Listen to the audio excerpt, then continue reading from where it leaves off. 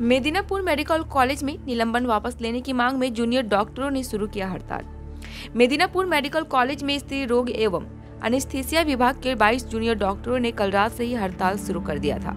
Every drop of water counts. SBM Gold's water tank is the most sustainable and durable water storage solution available. Our hashtag असली commitment. आज सुबह से अन्य विभागों में भी डॉक्टरों ने हड़ताल शुरू कर दिया है। गुरुवार दोपहर मुख्यमंत्री ममता बनर्जी ने स्लाइन घोटाले के सिलसिले में 12 डॉक्टरों को निलंबित करने का आदेश दिया।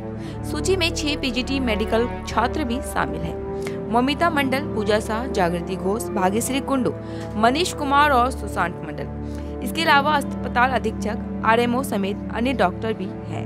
इसके बाद मेदिनीपुर मेडिकल कॉलेज के जूनियर डॉक्टरों ने हड़ताल की घोषणा कर दी। इसके बाद से स्त्री विभाग और एनेस्थीसिया विभाग के 22 जूनियर डॉक्टरों ने गुरुवार रात से ही अस्पताल के प्रसूति वार्ड में हड़ताल शुरू कर दी। आज सुबह से ही उन विभागों में हड़ताल शुरू हो गया है। हालांकि ओपीडी और जरूरी सेवाओं के इमरजेंसी सेवाओं को जारी रखा गया है।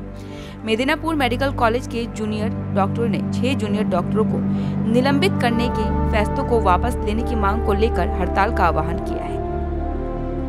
स्वास्थ्य ব্যবস্থার অসংখ্য দুর্নীতি এবং ঘাটতিকে আড়াল করার প্রচেষ্টা মাত্র। সবচেয়ে বেদনাদায়ক বিষয় হলো এই ঘটনায় জীবন বাঁচানোর জন্য আপ্রাণ চেষ্টা করা অন ডিউটি জুনিয়র ট্রেনি ডক্টরদের সমাজের শত্রু হিসেবে দেখানো হচ্ছে।